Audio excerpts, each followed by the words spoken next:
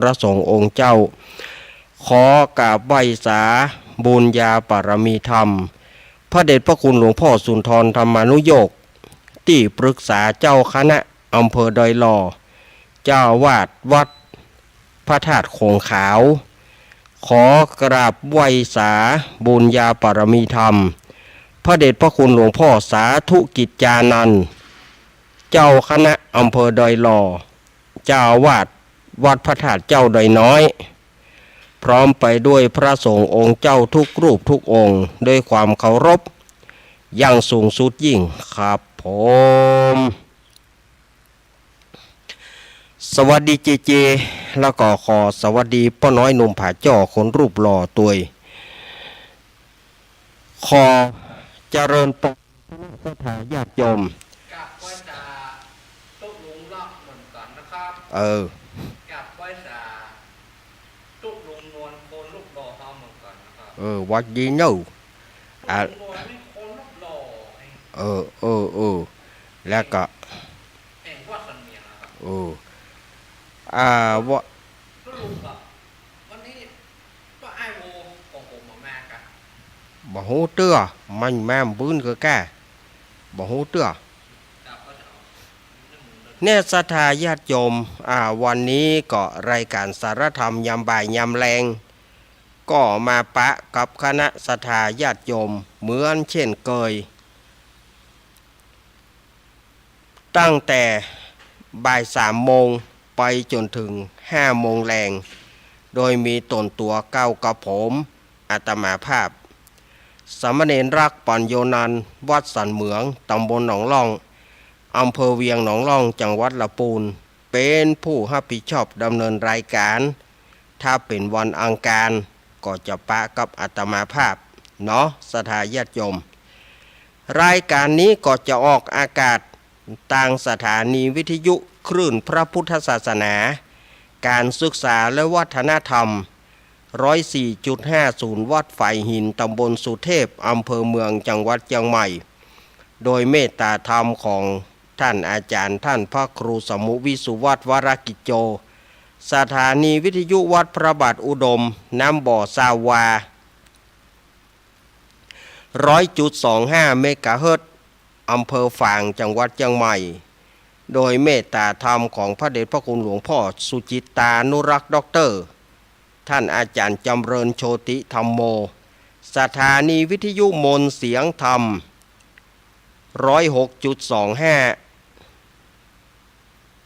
ตั้งอยู่วัดบุพารามตำบลจ้างเคิ่งอำเภอแม่แจ่มจังหวัดเชียงใหม่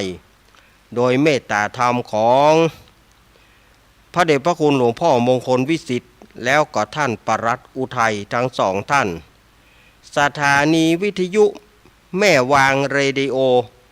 อำเภอแม่วางสถานีวิทยุวัดศรีปันเงินเรดิโออำเภอสันป่าตองสถานีวิทยุบ้านแป้นเรดิโออำเภอเมืองจังหวัดลำพูนและสถานีวิทยุวิทยาลัยสงฆ์นครลำปาง106.50 เมกะเฮิรตซ์วัดบุญยวาสวิหารโดยพ่อครูดร.จิรศักดิ์ปันลำนี่ก็คือรายชื่อรายนามของสถานีวิทยุต่างๆที่เปิดรับสัญญาณตั้งแต่เวลานี้เป็นต้นไปมาปะกันวันนี้เป็นวันอังคารวันนี้เป็นวันอังคารที่10เป็นวันอังคารที่9 กันยายน ไปผลิตวันเนาะเอาใหม่เนาะมาปะกันวันนี้เป็นวันอังคารที่9 กันยายนพุทธศักราช2568เดือน12เหนือเดือน10ใต้แฮมมานี่2 ค่ำพร่ำว่าเป็นวันอังคารวันนี้นะแฮม2 ค่ำแล้วเนอะเพอกำเดียวเฮาก็ป้นเดือน12เปงมาได้2 วันละ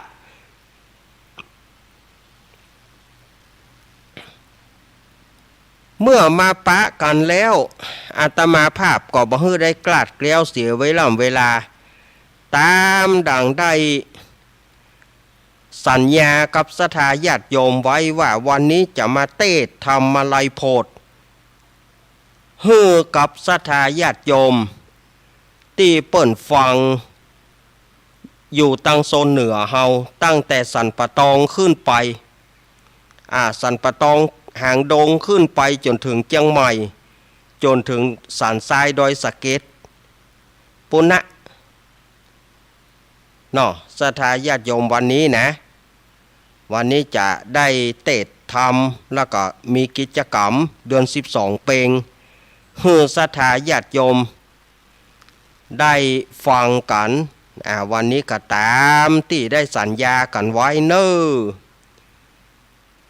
เอาต่อไปก็จะได้เริ่มพิธีการยกวัดมาบ้านฟังธรรมกลางพรรษาก็เหลือแถม4วันพระเนอะศรัทธาญาติโยมเหลือแถม4วันพระก็จะจบโครงการเหลือแถม4วันพระก็จะจบโครงการยกวัดมาบ้านที่อาตมาได้รับผิดชอบแล้วก็จะได้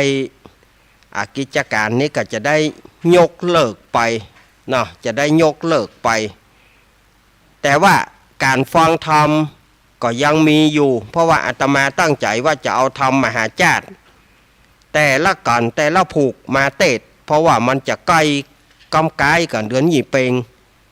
เมื่อมันกำกายกันเดือนยี่เปงมันใกล้กันแล้วอาตมาก็จะได้เอาธรรมมหาจารย์แต่ว่ากิจกรรมก็บ่มีอย่างนักละกิจกรรมก็บ่มีละแต่ว่าจะเทศน์ธรรมไปให้ศรัทธาญาติโยมได้ฟังวันนี้ก็จะได้เทศน์ธรรมให้ศรัทธาญาติโยมได้ฟังกันก็คือธรรมลัยโพธิ์เพื่อศรัทธาญาติโยมจะได้ตามหาญาติพี่น้องดังที่ท่านอธิษฐานจิตไว้เอาละเนาะเพื่อบ่ให้เป็นการเสียเวลาเฮาก็มาทำกิจกรรมกันเลยปอล่ามเฮาเอาขันดอกมาเอาขันดอกเข้ามาเร็ว เอาขันดอกขันดวงเข้ามาแล้วก็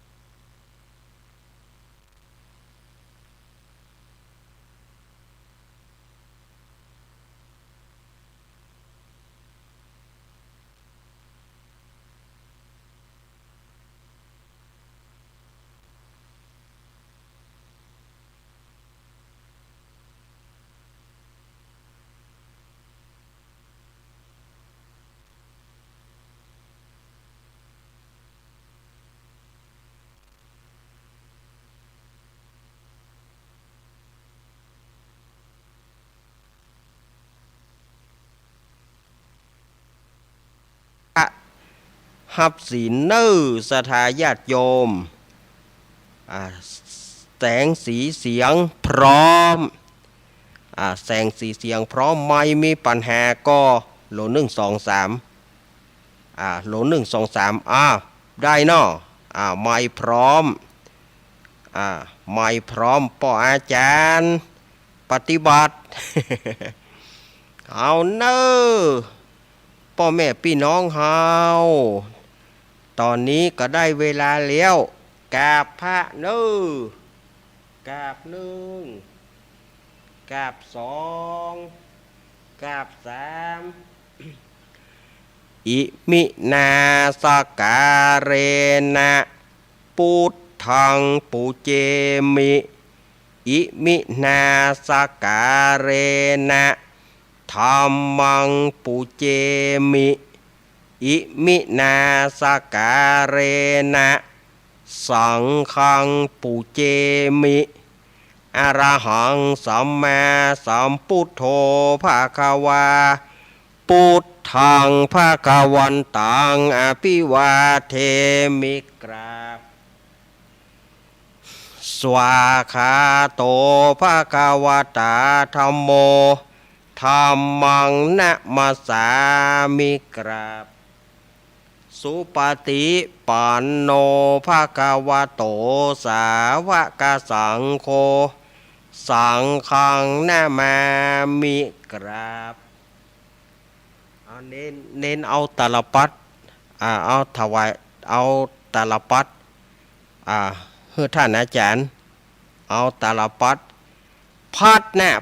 ะบ่ฮู้จักกะอวยเนาะ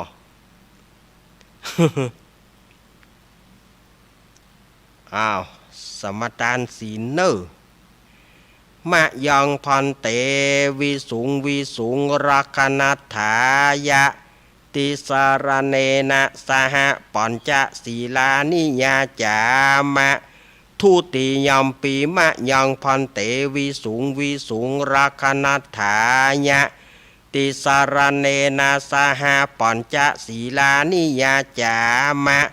ตาติยัมปีมะยังพันเตวิสุงรักนัตถายะ ติสารเนนะสหปัญจศีลานิยาจา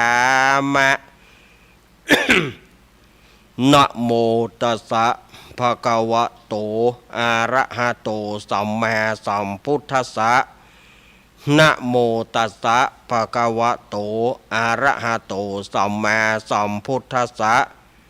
นะโมตัสสะภะคะวะโตอะระหะโตสัมมาสัมพุทธัสสะพุทธังสรณังกัจฉามิธัมมังสรณังกัจฉามิ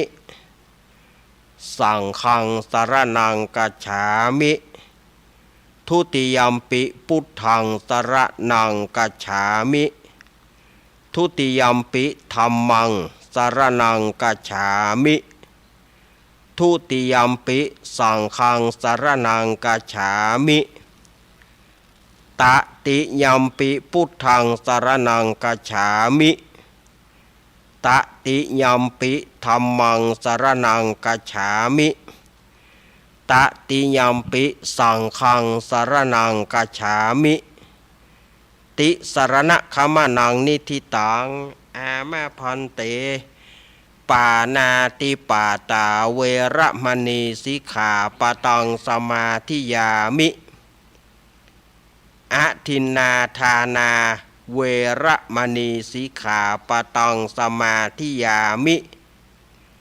กาเมสุมิจฉาจาราเวระมณีสิกขาปะตังสมาธิยามิมุสาวาตาเวระมณีสิกขาปะตังสมาธิยามิสุราเมรยะมัจจะปมาทัฏฐานาเวระมณีสิกขาปะตังสมาธิยามิอิมานิปัญจสิกขาปทานิสีเลนะสุขติงยันติสีเลนะโภคสัมปทา สีเลนะนิพุติงยันติตัสสมาสีลังวิโสทะเยสาธุสาธุสาธุอ้าวต่อไปนี้ก็จะได้โอกาสที่จะได้จุดเทียนส่องธรรมก็ขอกราบก็ขออัญเชิญเรียนเชิญพ่อครูดร.จิรศักดิ์ปันลำผู้อำนวยการสถานีวิทยุวิทยาลัยสงฆ์นครลำปางได้จุดเทียนส่องธรรมขอเชิญเจอสองคนก็ได้แล้วเจอพักดูมันอยู่ เปิดไปทุกเจ้าเบา เอาเดี๋ยวนะสถาญาติโยมก่อนที่จะได้เทศน้ำเทศธรรมนั้นอาตมาภาพก็จะได้แจ้งข่าวกับสถาญาติโยมวันที่6เนาะวันที่6อาตมาภาพจะทำพิธีขอขมาท่านอาจารย์ท่านพระครูอภิวัฒนวิกรมจะได้มีการขอขมาในออกพรรษาขอขมาเปิ้นฮ้องว่าขอขมาสงฆ์ขอขมาได้ปากล้ำกำเหลือกันวันที่6 เดือนหน้าแล้วก็อาตมาภาพจะได้ขอขมาเนื่องในโอกาสออกพรรษาจะได้ขอขมาเปิ้นทำแบบเป็นประเพณีเนาะทำแบบเป็นประเพณีแล้วก็วันที่15นั้นอาตมาภาพก็จะมาเข้ารายการวันที่15 ตุลาก็จะมาเรียกว่าทำพิธีถวายผ้าจำนำพรรษาก็เหมือนกับเขาออกรายการเนี้ยนะก็เขาก็จำลองมาเป็นกิจกรรมการถวายผ้าจำนำพรรษาแล้วก็เป็นวันสุดท้ายแห่งการยกวัดมาบ้านนะเป็นการสุดท้ายของการทำวันสุดท้ายของการทำกิจกรรมวันที่15 ตุลาเนอะ15 ตุลาจะเป็นวันสุดท้ายของการถวายทานผ้าจำนำพรรษาถวายเรียกว่าเป็นการนั้นยกวัด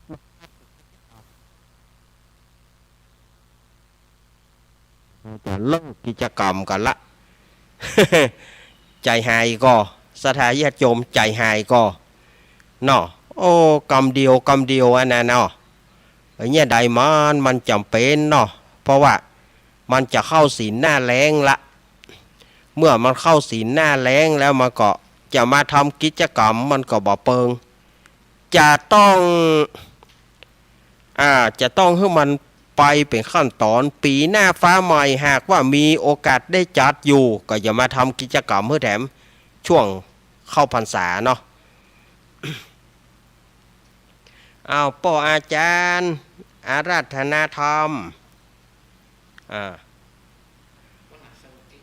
ผมมาเลยโตหุนอุกแอนตนภาพต้องเต้นกระดานทองทำอันใดที่ทัดทองเป็นก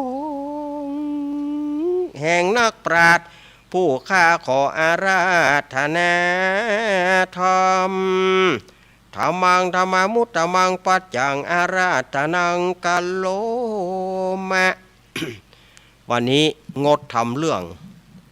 ต่างๆเนาะงดทำเรื่องทำข้าวทำเรื่องโซนใต้ก็สุวรรณแปะคำผูกที่8ก็บ่ได้เตะถือเปิ้นสักคำสถาญาติโยมเฮยตีหน้าก็แก้ตัวเนาะ โทรศัพท์บดีติดหน้าก้อยแก้ตัวติดหน้าก้อยแก้ตัวใหม่ลูกใหม่หนังใหม่เนอลูกใหม่หนังใหม่สถาญาติโยมวันติดหน้านี่ก้อยเตะผูก8เนาะสุวรรณแปะคำสำหรับโซนใต้จอมตองดอยหล่อเวียงหนองล่องป่าซางบ้านโฮงแม่แจมหอดดอยเตา นี่อมก๋อย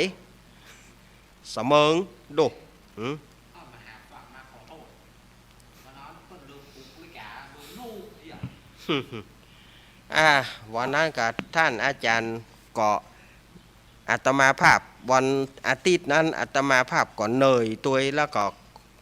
ได้ขอนิมนต์ท่านอาจารย์มหาสมชาติชาตปัญโยเปิ้นได้ออกรายการตี 3 ถึงตี 4เกิงปรากฏว่าท่านอาจารย์มหาฮับแล้วปรากฏว่าบ่ปลุกนาฬิกาผมโทรไปแล้วมันก็ไม่ได้ยินเสียงโทรศัพท์เมื่อบ่ปลุกนาฬิกาวันนั้นเจโทรเปิ้นก็บ่ได้ฮับแถมบ่หูบ่ได้ยินเสียงโทรศัพท์แถมโอ้วันนั้นมันมาช่วยมาแซงอันใดกันเนาะ มันมาช่วยมาแซงกันอย่างยุ่งเนอะสถาญาติโยมอาทิตย์ที่แล้วนี่นะขอโทษขอโพยไปการใหญ่เนอะอาตมาจะเตะทำเนอะ นะโมตัสสะภะคะวะโตอะระหะโตสัมมาสัมพุทธัสสะ สาธะโวฟังราโสตุจัตนาสาปุริสาตังหลายอาจารย์เจ้าตนแปลงกัมปีมาลายอันนี้หากตั้งไว้เฮือเป็นที่ไวแล่นสังการะปูจาแก่คนและเทวดาตั้งหลายเพื่อเฮือหายอนตาลายตั้งไปในและไปนอกตุกดาวขอขันทะสีมาด้วยกัมปีมาลายอันนี้และนาตามคาถาแห่งบาทนักปราชญ์เจ้าตั้งหลายหากเปิงหูดังจักวิสัชนาไปนานิเตนามิตัวผู้ข้าขอไว้ยังพระนวโรกุตระธรรมเจ้าเก่าปาการกับตังพระปริยัติธรรมดวงบานผาเสดอันเป็นที่บังเกิดแห่งพระอุรานะมิตัวผู้ข้าขอไหว้ยังพระอริยสงฆ์ตนทารงจตุ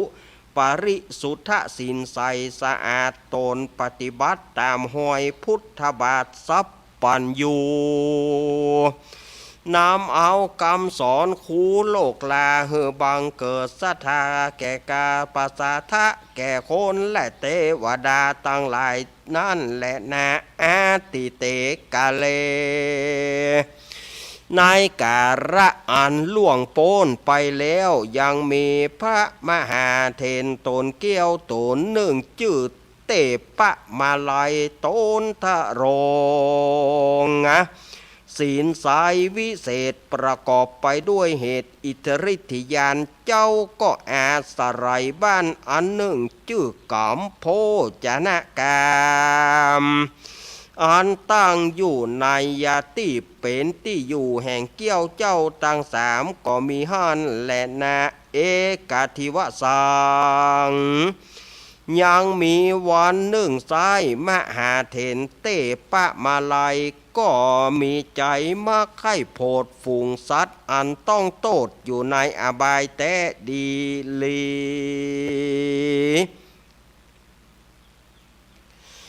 ปาวิสิตัวต้านก็เข้าไปสู่สำนักพญายมมาราชาวันนั้นและนาญาเมื่อพญายมราชหันแล้วยังมหาเถรตนเกี้ยวเตปะมาลอยก็พาสาไรแจ้งจอดฉาราดหูรอดด้วยโวหารว่าพันเตคาแต่เจ้ากูผู้บุญมากเจ้ากูลุกจากประเทศเขตใดมานั้นจะโจมปูติปะกะโตยามนั้นนาส่วนว่าพระมหาเถรเตปะมาลัยก็ขานกำไปโดยรีบว่าเฮาลุกจากโจมปูตีบเมืองคนมักมีใจไข้โพดฝูงสัตว์อันต้องโตดอยู่ในอบายแต่ดีลี ยามมาราชาอาหาส่วนว่าพญายมราชก็ยกนิ้วกราบวันตาว่าพันเตข้าแด่เจ้ากูฝูงงันว่าฝูงคนตั้งหลายในเมืองนอกจมปูเขายังได้กระทำบุญมีมากหรือว่าเขาได้กระทำบุญหรือว่าเขาได้กระทำบาปดังมีหลายดังรือนั้นจะเตสัตตาอันว่าฝูงสัตว์ตั้งหลายเขาก็ละคาบไว้เมืองคนเขาก็มาเอาตนมาเกิดในอบายก็มีหลายเหลือล้นเขาก็ผาธนาไข้พ้นจากทุกโทษได้เสวยสุขจ้อยโจดเจยบานด้วยบุญสมปานพระเป็นเจ้าพ่องเตอะว่าอานเทโรเมื่อนั้นมหาเทนเตปะมาลัยก็ไปดูยังนรกเพื่อจักยกเอาฝูงเป็ดตามดังได้สังเกตไว้เมื่อนานเจ้าก็เข้าไปสู่นาแดนนรก8 แห่งอันกำวิบากหากตกแต่งฮือเป็นไปมีต้นว่าวิต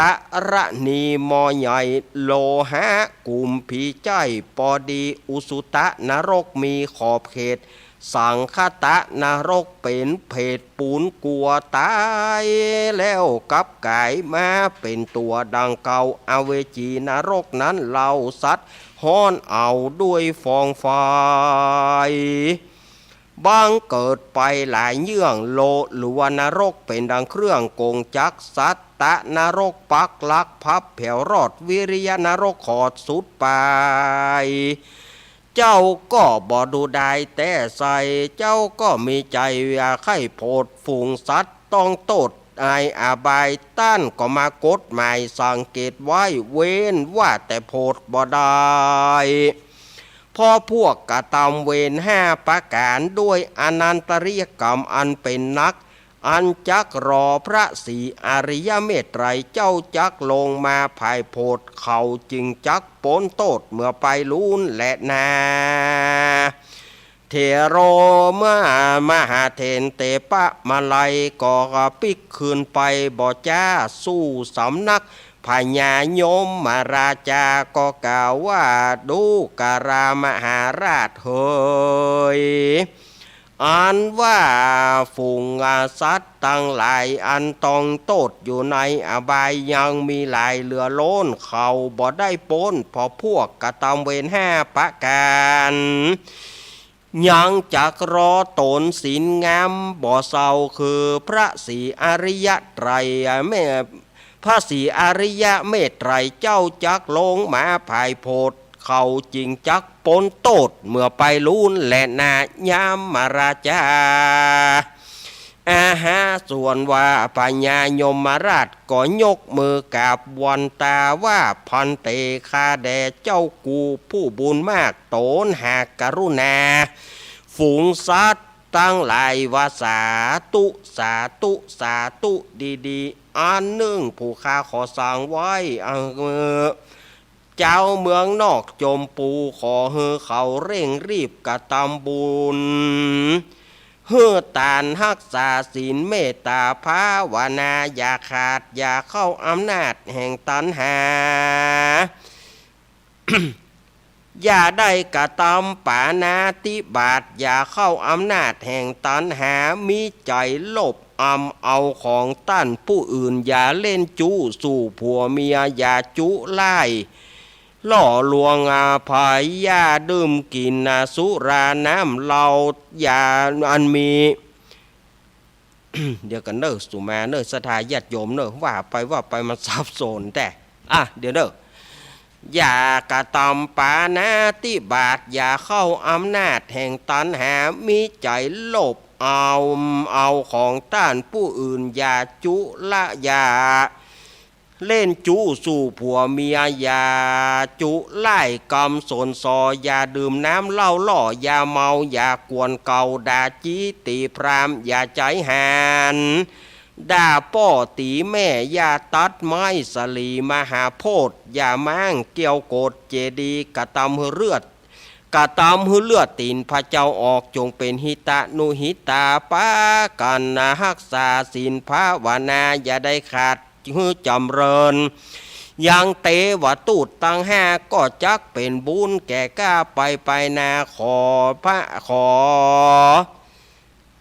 พระเป็นเจ้าจงนำเอากรรมนี้ไปบอกแก่เจ้าเมืองนอกจมปูว่าขออย่าให้เขาได้ปิกปอกมายังที่เก่าอย่ามาทะลงตุกเล่าในอบาย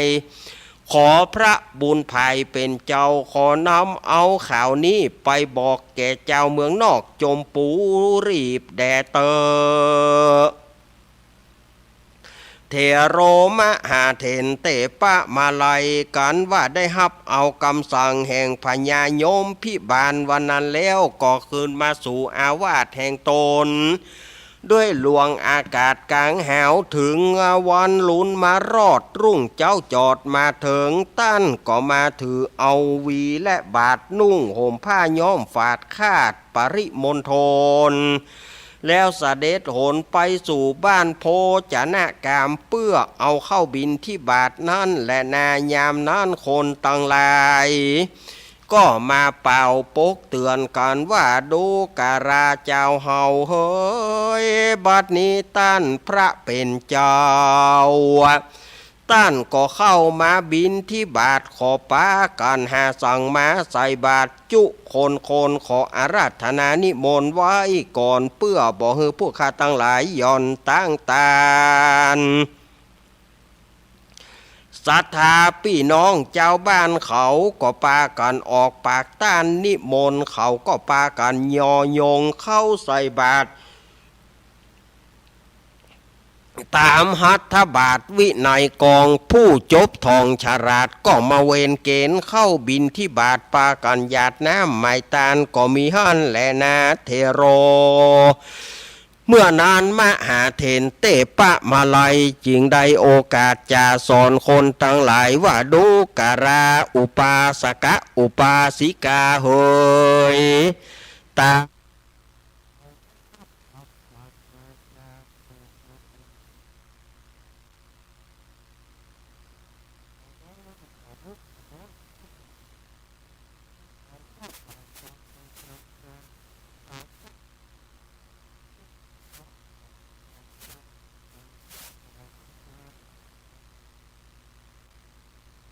ตาสินกินตาลฮักษาสินภาวนาไปเฮือแก่หมู่เขาเฮือได้โปนจากนรกเฮือได้ยกขึ้นสู่สวงสวรรค์ไปเตรียมตานแทบไก่ตนทันไทยอินตาเฮือได้ไปปูจาที่วิเศษคือพระธาตุเกตเกี้ยวจุรามณีสรีมหาธาตุอย่าได้กาดอย่าได้กาจุวันศีลแดเตอการว่ามหาเถนเตปะมาลัยจะสอนคนทั้งหลายแล้วก็ปิกขึ้นสู่อาวาสวิหารตนก็มีหั่นและนายามนั้นคนทั้งหลาย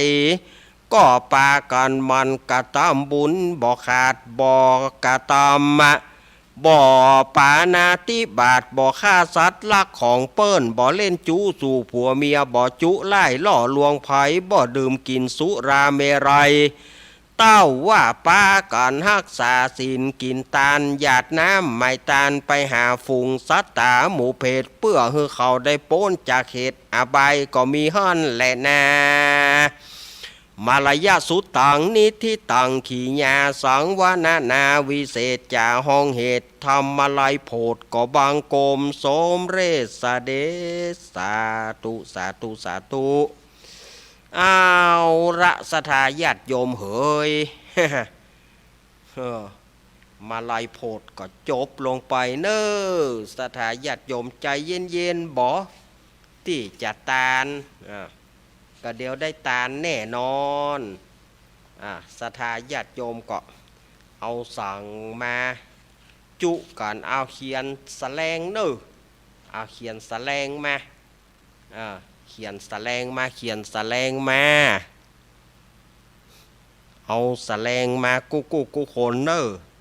ญาติมิตรพี่น้องเพื่อนพ้องสหายญาติโยมจะตานหาผอย จะตานหาผอยแต่ตอนนี้เฮาจะได้สู่มาครัวตานสู่มาเกี้ยวตั้งสาม สู่มาเกี้ยวตั้งสามกันเนาะไปสู่มาครัวตานที่ไหนสู่มาเกี้ยวตั้งสามเหียก่อนเนอ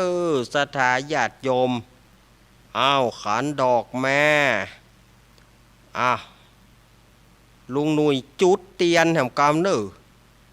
จุดเตียนแถมกำเตียนสู่มาแล้วก็ลวดเยิงขันฮะเนอ ลวดเยิงขันเนอป่ออาจารย์จะได้ถือโอกาสสู่มาเกี้ยวตั้งสามบ่เฮือได้เป็นบาปเป็นกรรมแต่การประเคนนั้นคงจะไปช่วงที่สองเนาะการประเคนนั้นเอาไว้ช่วงที่สองดีกว่าหายใจโล่งดีเนาะช่วงแรกนี่เพื่อจะมาประเคนแล้วมันก็จะเหนื่อยก็เดียวก็จะได้พักได้แย้งก็เดียวการประเคนนั้นช่วงที่สองกันแล้วกันได้เวลาที่จะสู่มาเกี้ยวตั้งสามแล้วเนอปอแหนน โยสันนิสิโนวาราโพธิมูเลมารังสาเสนังมหันติงวิจโยสัมโพธิมากันจิงวะอนันตัญญารโนโยโลกุตตโมตังปนามามิพุทธังตังปนามามิธรรมังตังปนามามิสังฆังสาธุโอกาสะพันเตกะแต่พาติทาไรรัตนผ่านแผวพระเกี่ยวเจ้าสามประการ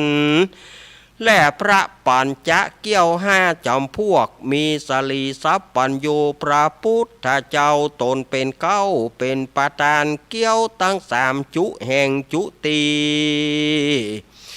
นบน้อมกลี้ปูจาพระขาวาอ่านว่ากุลพระพุทธเจ้ามี56กุลพระสัจธรรมเจ้ามี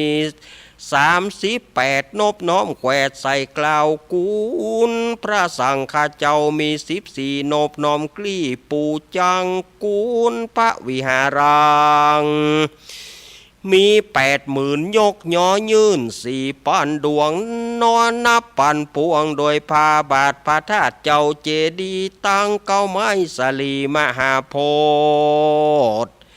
ผู้ข้าตั้งหลายจะขอสุมาลาโตดขอจุงได้โพดคุณนาบ้านนี้ไม่มีโมราสธาผู้ข้าตั้งหลายก็ได้มา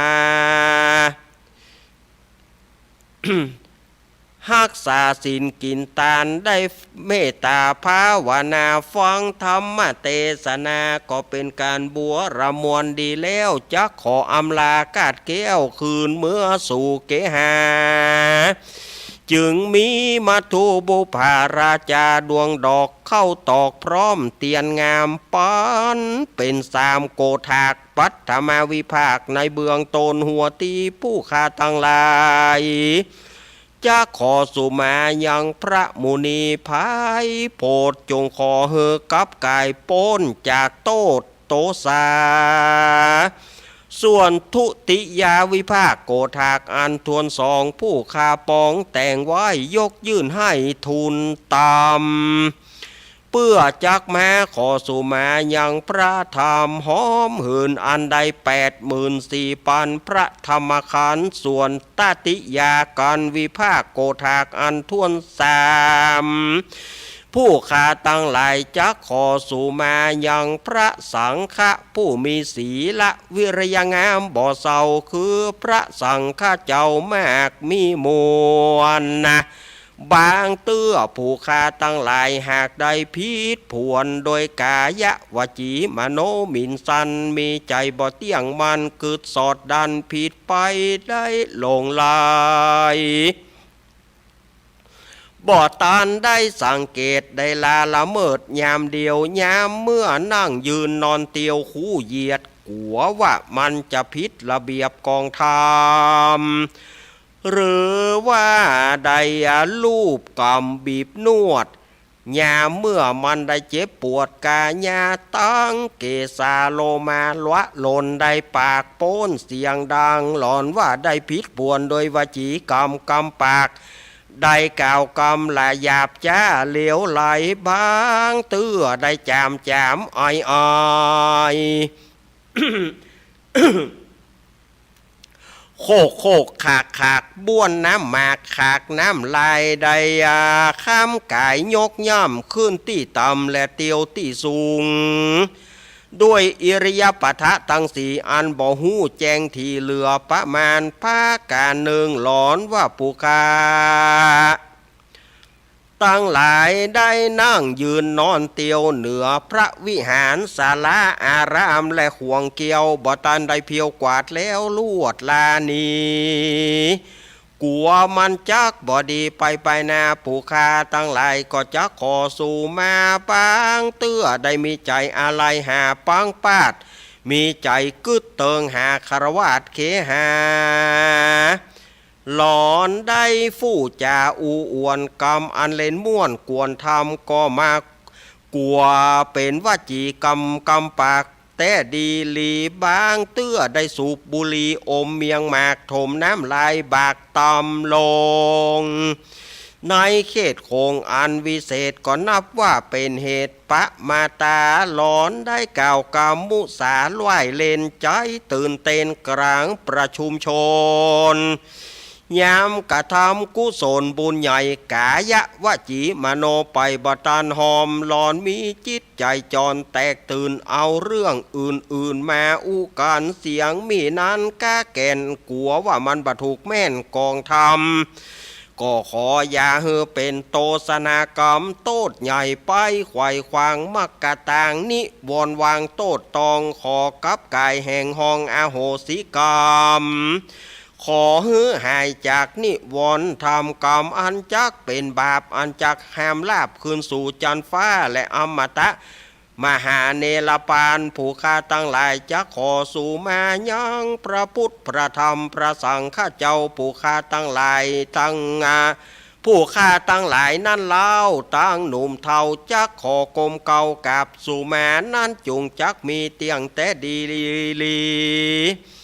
กายะกัมมังวจีกัมมังมโนกัมมังสันจิจโตสังอาสันจิจโตสังอาติตะโตสังปัจจุปันโตสังอนาคตะโตสังสัพพังโตสังฆามันตุโนอ้าวบ่าฮื้อได้เป็นอย่างละบ่าฮื้อได้มันเป็นบาปเป็นกรรมต่อกันบ่าฮื้อได้มันเป็นบาปเป็นกรรมต่อกันเนาะศรัทธาญาติโยมเขาว่าโอ้ยเมืองเหนือนี่นะกว่าจะได้ทำบุญกว่าจะได้ให้พรมันเรื่องมากเหลือเกิน คนทางใต้บุญนาว่านะ คนทางเหนือเนี่ยโอ้ยอะไรไม่รู้เดี๋ยวก็ขอขมานู่นเดี๋ยวก็ขอขมานี่ เขาว่ามันก็ตึงอย่างอันนะทางเหนือเฮานี่มันเอาความเลี้ยวใจว่าเนาะเขาถวายไว้ก่อนบ่ถวายก้าวกรรมถวายไว้ก่อนเนอะ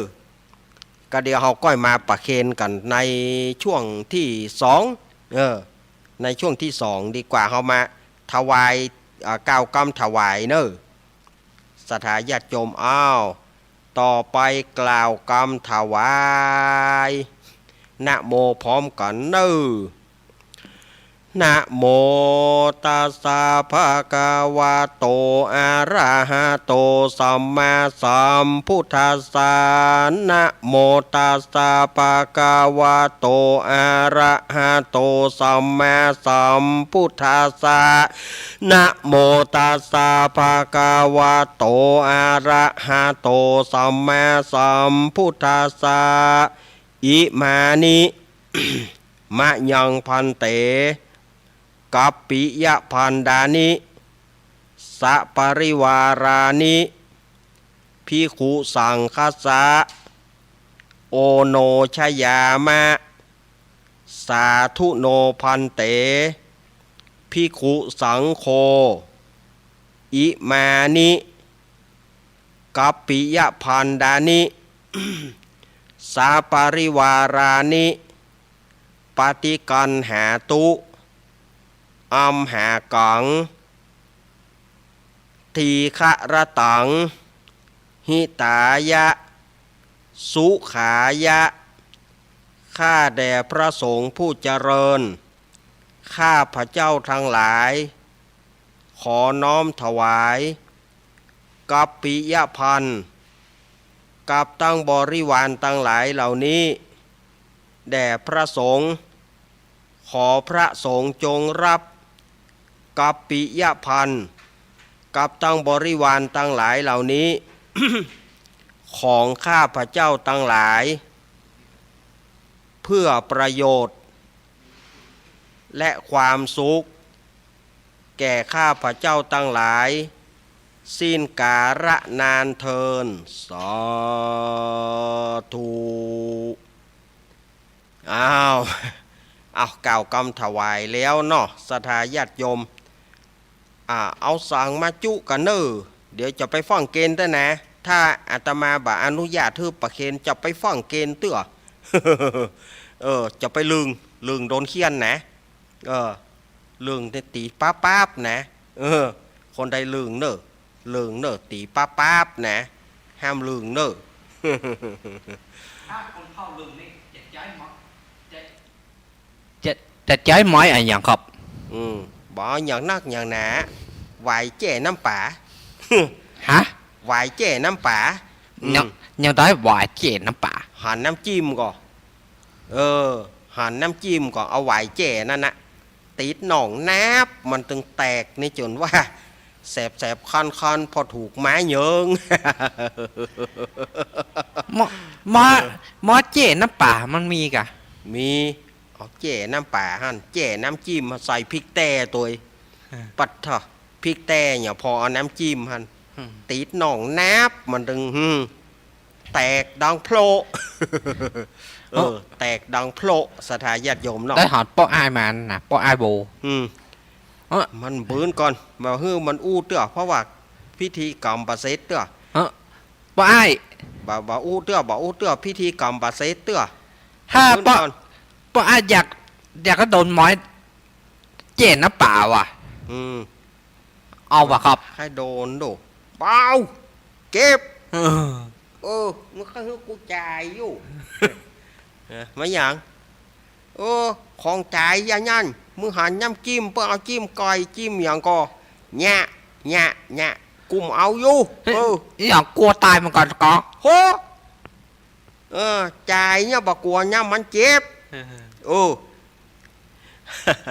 มันเจ็บพี่เนาะมันเจ็บศรัทธาญาติโยมอาตมาภาพอนุญาตให้ศรัทธาญาติโยมไปทำธุระปะปองได้เดี๋ยวก็มานี่นะศรัทธาญาติโยมศรัทธาญาติโยมที่มาจากกรุงเทพที่มาจากกรุงเทพก็ห้องน้ำมีตังปูนเนอะห้องน้ำมีตังปูนเนอะโอ้ยอันนั้นอย่างงมซอมๆเนี่ยงมซอมๆค่อยๆไปนะเอาไม้เตาตัวกะระวังจะเต้านะโยมนะ อู้อย่างไปดิอู้ไทย อู้ไทยระวังเต้าระวังเต้านะโยมนะเอาไม้เตาไปตัวสิเอาไม้เตาเอียวหั่น ข้อมาหูตัวเด้อหน่อศรัทธาญาติโยมกำเดียวเนอะกะเดียวก็ปะเคนเนาะถวายก็ถวายแล้วไปเดือดร้อนอย่างฮะถวายก็ถวายแล้วสุมาเกี้ยวตั้ง3ก่อนแล้วจะไปเดียดมันนะ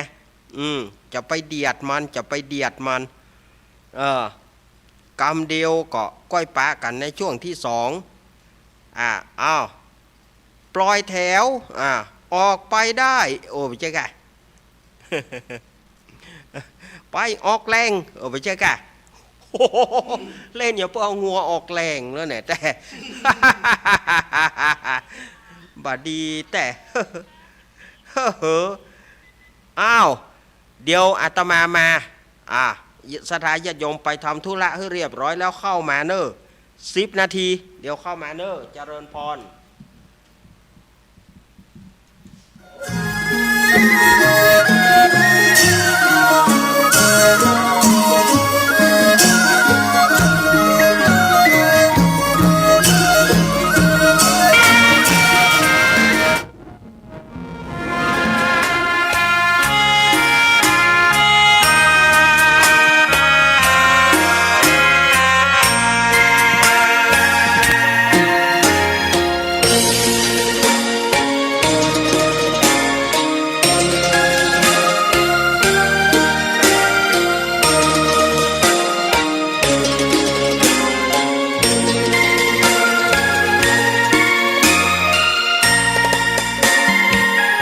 ดอกบัวดอกหนึ่ง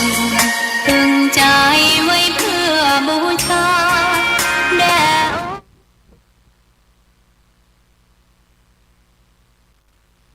พระเจ้ามีความงามเงียบไม่เปรียบเทียบเขาเทียบเรา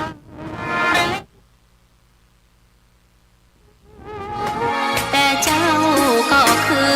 ดอกบัวด้วยความสัตย์ซื่อยึดถือความดีเป็นหลักใครรักไม่จงรักมองเมื่อโผล่พ้นหน้าในตัวไม่ยึดติดในตมชั่วขอเป็นดอกบัวดอกดีใครไม่มองว่าบัวงามเด่นแต่บัวอย่างนี้ไม่อยากเด่นดีเกิดมาถวายชีพนี้บูชาดอกบัวดอกน้อ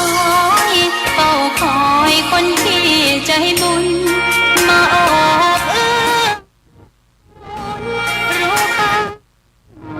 เก็บบัวขึ้นมาเพื่อสร้างความดีและสร้างใช้ดอกบัวนี้บูชาพระสัมมาสัมพุทธองค์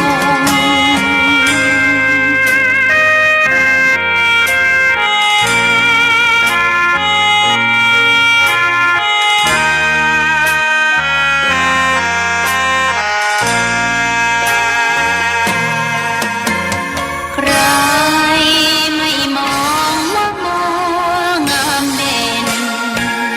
แต่บัวอย่างนี้ไม่อยากเด่นดีเกิดมาถวายชีพนี้บูชา ดอกบัวดอกน้อ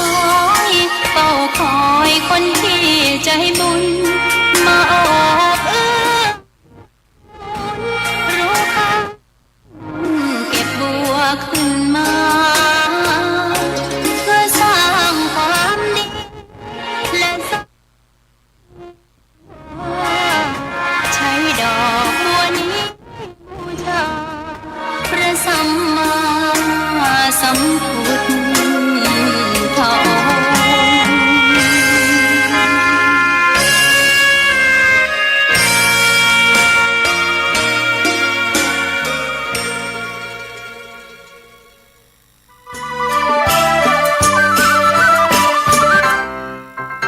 งค์ น้องๆหน้าหนาวนี้ไปแอวเหนือเฮาพักที่นี่บ่หรืออุ่นระบบแก๊ส แต่ก็ต้องระวังนะเครื่องทำน้ำอุ่นระบบแก๊สมีคนตายมาหลายรายแล้ว จะอั้นเลยกะ อายก็นึกภาพเอากะ เปิดเครื่องทำน้ำอุ่นระบบแก๊สในห้องน้ำถ้าบ่มีพัดลมดูดอากาศ การหมุนเวียนของออกซิเจนมันจะดีได้จะใด ในเมื่อการเผาไหม้บ่สมบูรณ์ก่อเกิดการสะสมแก๊สคาร์บอนมอนอกไซด์ สูดดมเข้าไปมันจะไปจับกับเม็ดเลือดแดงและทำให้เม็ดเลือดแดงจับกับออกซิเจนได้น้อยลงเมื่อออกซิเจนเข้าไปถึงปอดก็จะย่าให้คลื่นไส้เมาหัวหายใจยากจนถึงขั้นเป็นลมแล้วก็ตายได้โดยเฉพาะคนที่มีโรคประจำตัวเช่นโรคหัวใจโรคเลือดจางหอบหืดถุงลมโป่งพองโรคความดันโลหิตสูงซึ่งจะมีโอกาสสูงกว่าคนอื่นน่ากลัวขนาดเนาะมันก็บ่ถึงขนาดนั้นถ้าหากรู้วิธี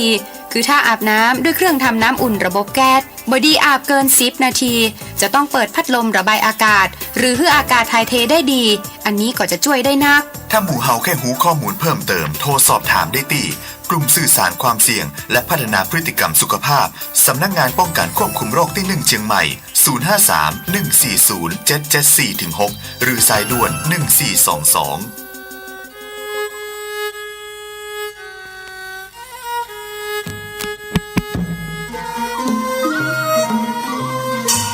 เอาละศรัทธาญาติโยมสาธุชนทั้งหลายมาแล้วเนอะ มาแล้วสำหรับกิจกรรมยกวัดมาบ้านฟังธรรมกลางภาษากิจกรรมยังประจบเต้นแน่เจิญศรัทธาญาติโยมเข้ามาที่ในศาลาขวงเกี้ยวอารามเนอะวัดเฮาเข้ามาก็เดี๋ยวเขาจะได้เรียงลำดับกันประเคนเนอเดี๋ยวเขาจะเรียงลำดับประเคนวันนี้ศรัทธาญาติโยมที่จะได้มาประเคนก็นักก็หลายโอ้นับบ่แปะเดี๋ยวจะต้องแบ่งกันเป็นแถวไปแถวดีกว่าเนาะเอาไปชุดดีกว่าเนาะถ้าว่าเอากำเดียวนี่โอ้มีที่อยู่เอา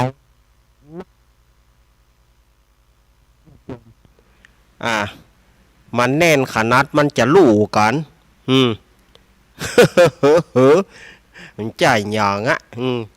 ฮ้อนก็ฮ้อนขี้แหก็เหม็นเอาสุมาญาติโยมเนอะว่าเล่นบ่ได้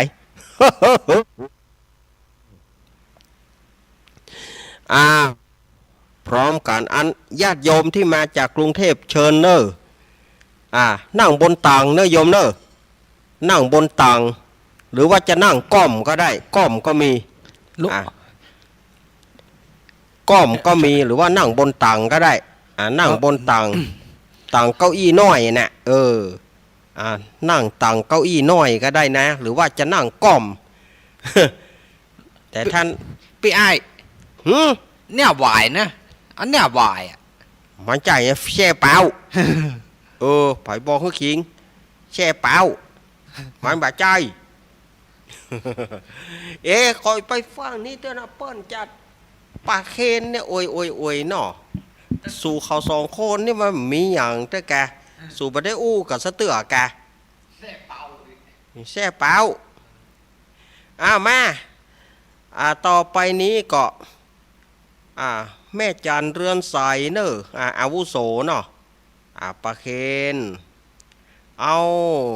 ปากเคนพระพุทธพระธรรมก่อนเนาะแม่จันเนอะไวก็ถ้าบ่ไวยกมือฉายไฟมายกมือฉายไฟมา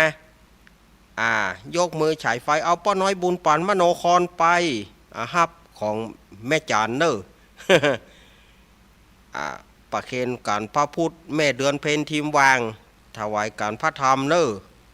ประเคนเนอะไวก็แม่กันดาสีเนตรถ้าบอกว่ายกมือฉายไฟมา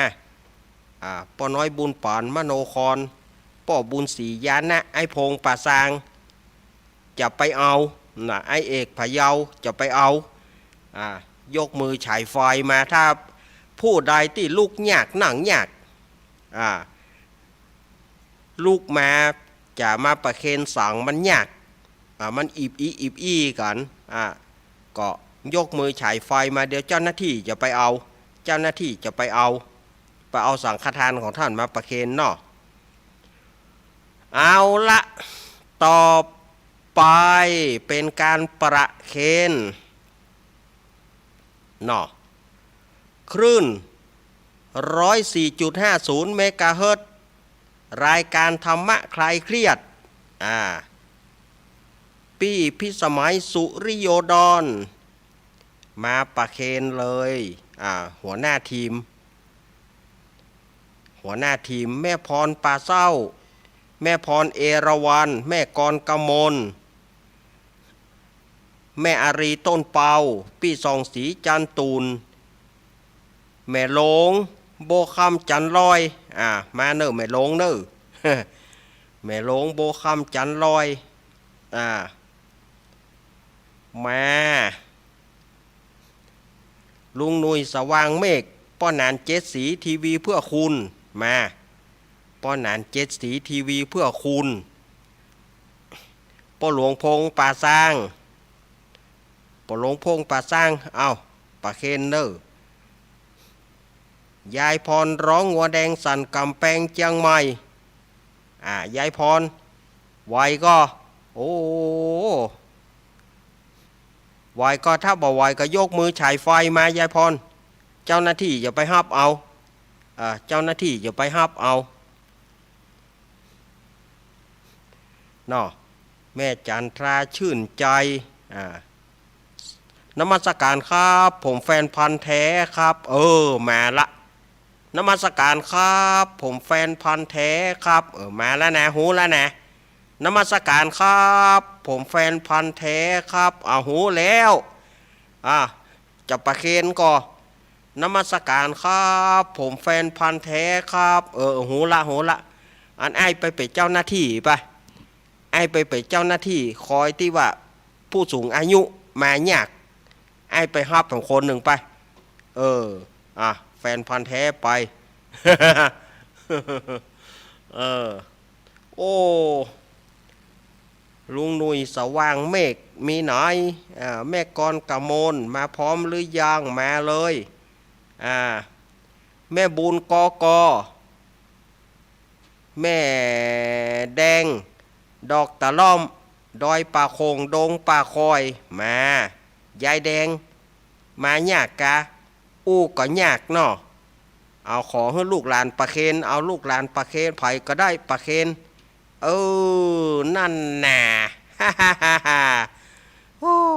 เอา1 ชุดเนาะ1 ชุดผ่านไปแม่จันทราชื่นใจโยมป้อแดงแม่จื้นสุริโยดรโยมป้อโยมแม่ของโยมปี้พิสมัยก็จะประเคนรวมถึงปี้น้องเอามาเลยมาโอ้โหม่วนแต่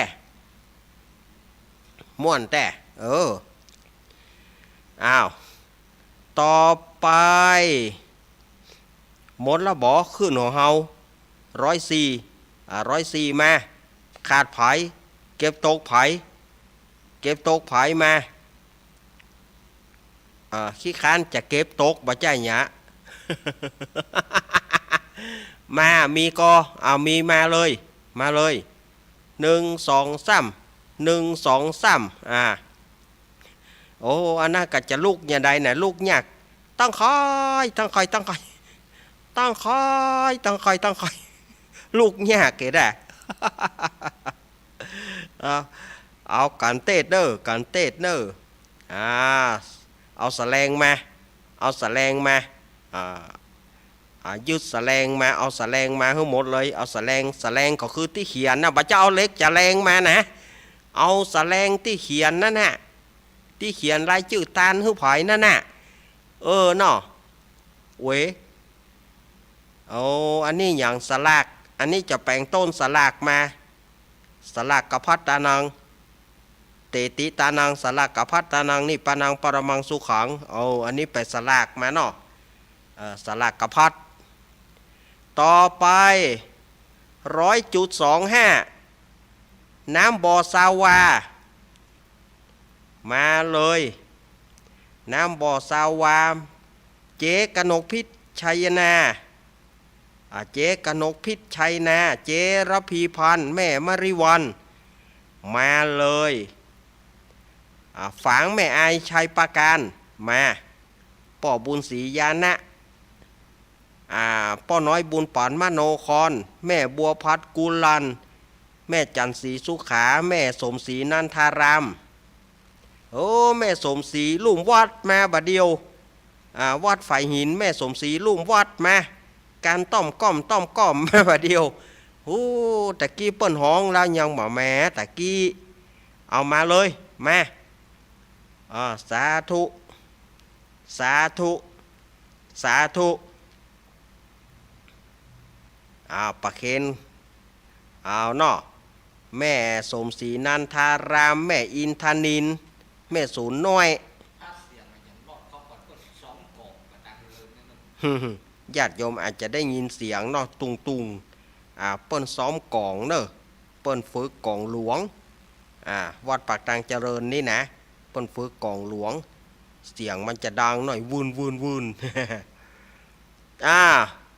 น้ำบ่อสาวาแม่เล็กแม่พลอยแม่เล็กแม่พลอยมาเลยปะเคนตึงมดตึงมวลทั้งฝางแม่อายชัยปาการบ่เว้นบ่ไว้ละฝางแม่อายชัยปาการมากันเลยโอ้โหต่อกล้วยขาวหน่วยยาวนี่แต่กล้วยหน่วยยาวนี่แต่ เพื่อเอามาแปลงสังฆทานนะอันนี้แม่หยังสลากกะสลากมาสลากมีเส้นก่อเส้นหยังอันนี้เส้นใหญ่อิมินาบุญญากเมนะสลากกะพัตตานังอันนี้เส้นใหญ่เนาะโอ้เส้นใหญ่แต่กะอันนี้เส้นน้อยตานไปหาพ่อแม่ญาติพี่น้องอันนี้เส้นน้อยเนาะเจติตานังอันนี้ไปตานไปสลากเพื่อเอาสลากลวดกันเตดเนอะสาธุสาธุสาธุที่หนังอาจจะบ่ปอกวนมันอาจจะกีดไปหน่อยนะโยมจากกรุงเทพอดทนหน่อยนะมันกีดไปหน่อยนะโยมนะ มันกีดไปหน่อยที่นั่งนะอาจจะไม่สะดวกเนาะญาติโยมที่มาจากกรุงเทพมาเข้ามาประเคนเลยศรัทธาญาติโยมที่มาจากกรุงเทพมาเกณฑ์มาเกณฑ์เนาะมาเลยโอ้โหอันนั้นอะไรสลากกพัดจะทำสลากกพัดเหรอทำเป็นสังฆทานสังฆทานนี้ไม่เจาะจงภิกษุรูปใดใช่ไหมทำสังฆทานสาธุนุโมทนานะขออุทิศบุญไปให้ญาติทั้งหลายใช่ไหมอนุโมทนาด้วยนะทำเป็นสังฆทานเนาะมาผู้ใดลุกไม่ไหวผู้ใดเดินมาไม่ไหวยกมือฉายไฟมาแฟนพันธุ์แท้ไปไอ้แฟนพันธุ์แท้ไปผู้ใดที่ลูกยากหนังยากบ่เป็นยาเนาะ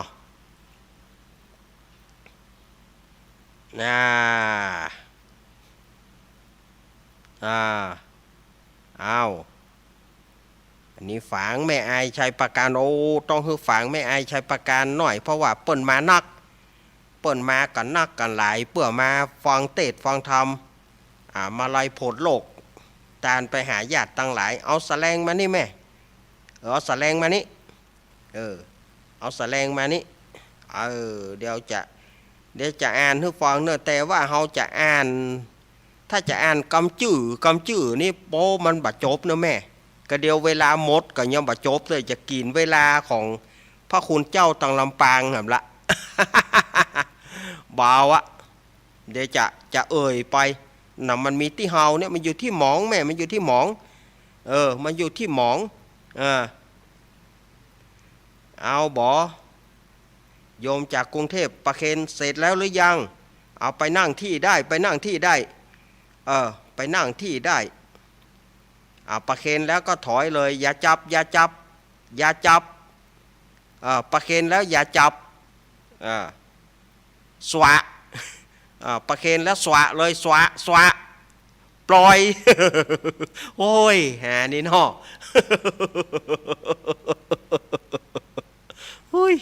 สุมาเถอะ อ้าวโยมไปนั่งที่ได้นะ ไปนั่งที่ได้นะต่อไป แม่แจมฮอดดอยเต่าอมก๋อยกัลยาณิวัฒนาเสมิงเสมองมาเนอะมาเลยแม่แจมกัลยาณิวัฒนาฮอดดอยเต่าอมก๋อยเสมิงมาเลยแม่ขันแก้วตั้งสามมาก็ยกมือกะมาฆ่าอีกะ แม่ขันแก้วตั้งสามลูกยากก็เอายากเจ้าหน้าที่ไป ยกมือฉายไฟมาเจ้าหน้าที่ไปไอ้แฟนพันธุ์แท้นั่นนะไป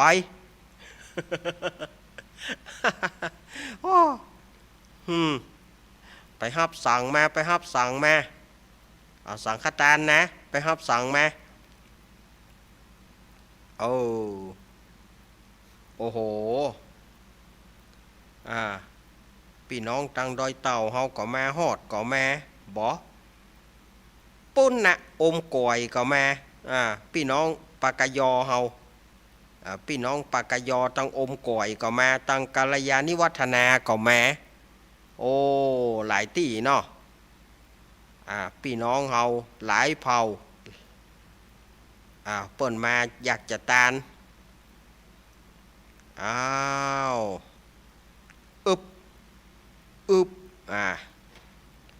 ตานแล้วบ่ต้องกำแม่ตานแล้วจะไปจับถ้าตานแล้วแม่ไปจับแม่จะได้ประเคนใหม่นะตานแล้วบ่ถ้ากำบ่ต้องกำอ้าวมีอยู่ก็โอ้โหแม่บ่อุ้มเรดิโอแม่วางเรดิโอแล้วก็ทีมงานของป้ออุดมแม่เทียมวันพุทธวงศ์มาเลย แม่ป้ออุดมแม่เทียมวันพุทธวงศ์อดีตบ้านทุ่งเรดิโอฮือเกียรติเปิ้นแหนมมาเลยป้อดมแม่ปาเคน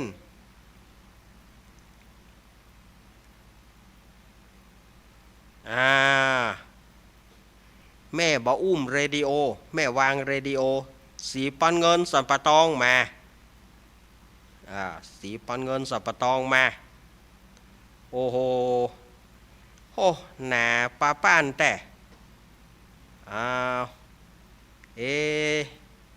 เนื้อที่ปอก่อนในยมปอเนาะ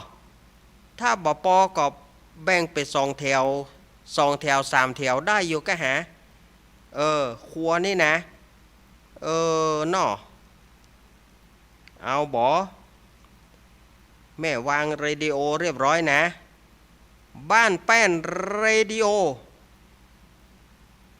บ้านแป้นเรดิโอบ้านแป้นจะวัดละปูนเนอ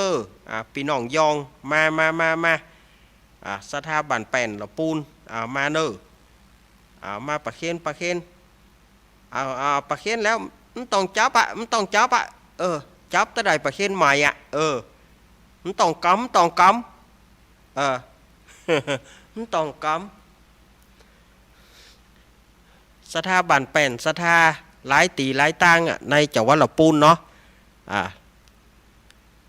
แฮมเบอร์ขอย่างกินจีกับวันตาน้อยวันตาหลงย่างกินจีกับวันตาหลงเอาแบบสบับละปูนเนาะได้ได้เดี๋ยวจัดไปเอาผู้ได้ลูกปอลงพงปอลงพงป่าสร้างปอลงพงบ้านแซมผู้สูงอายุแม่มได้ยกมือฉายไฟมาเอาปอลงพงไปกำปอลงพงไปเอาละโอ้โมนแต่โมนล่ำโมนเลอเนี่ยสถาบันเฮาปิ้นอันหนึ่งอันเดียวกันเนาะปิ้นกินปิ้นต้านน่ะโอ้แล้วอกแล้วใจบ่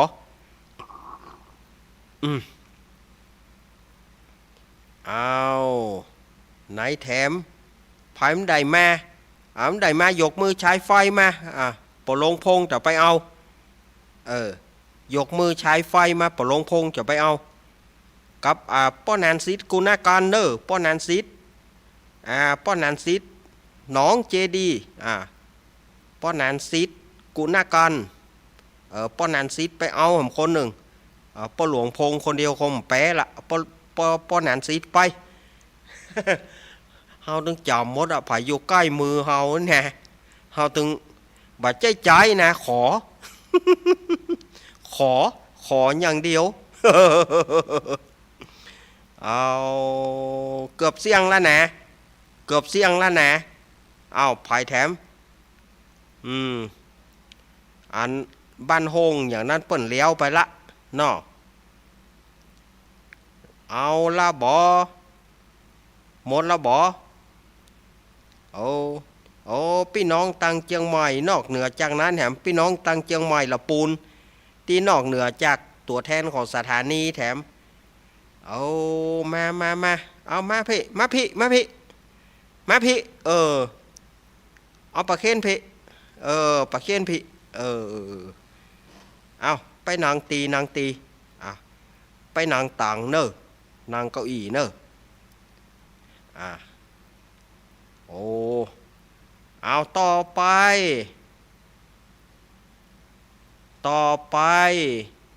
วัดบุญญาวาสวิหารลำปางโดยพ่อครูจิรศักดิ์พ่อครูดรจิรศักดิ์ปันล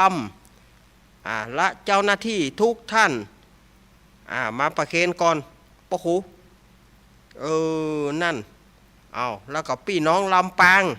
เฮลาโลสารพากันมา พี่น้องลำปางเฮลาโลสารพากันมาเอาเฮลาโลสารพาเฮโลเฮลาสารพาเฮโลมาเลยเนอะพี่น้องลำปางแม่สีกูลแม่บัวไข่ชื่อหยังก็ แม่บัวไข่ชื่อหยัง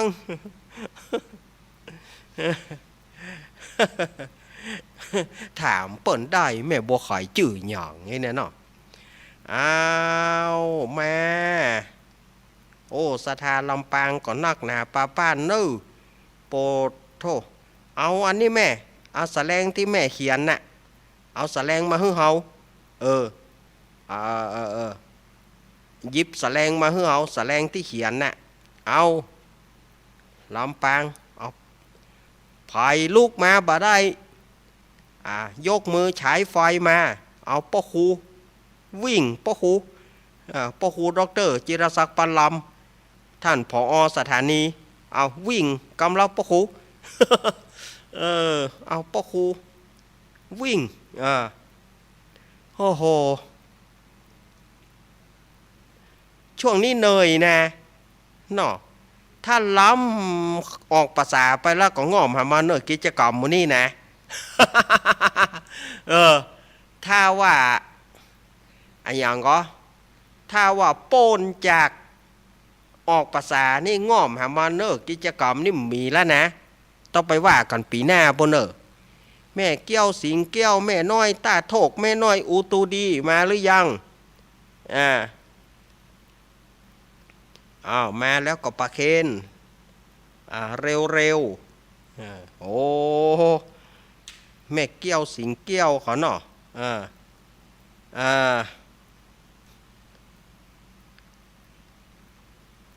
เอามาแถมไผ่ที่ขาดเหลือมาเอาปดโทอันนั้นอย่างมาป้อมแปะเนี่ยมาป้อมแปะไอ้แฟนพันธุ์แท้ไปเอากำเปิ้นเอามาบอกแปะ ขัวเปิ้นเอามาแปะเอาแฟนพันธุ์แท้วิ่งอ้าวหมดแล้วบ่หมดแล้วนะในที่สุดนี้มันหมดแล้วเนาะเฮาก็จะสงบจิตสงบใจสักครู่สักยามเนอศีลทานศีลแต่เฮายังบ่ได้ภาวนาเฮาภาวนากันสักกำหนึ่งเนาะหายใจเข้าพุทธหายใจออกโทเนอบัดถ้าห่วงบ้านน่ะ บ้านมันต้องมาหายไปไหนไม่เหย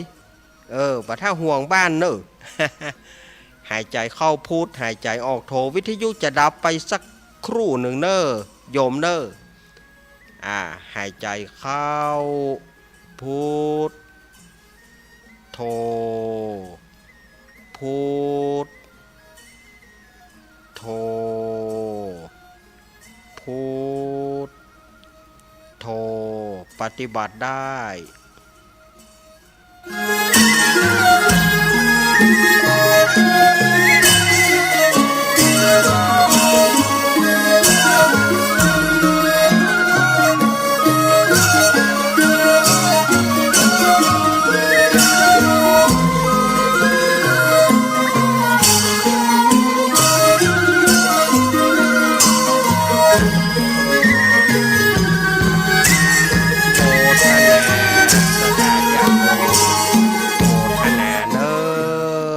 ในวันนี้ที่เราได้ทำบุญ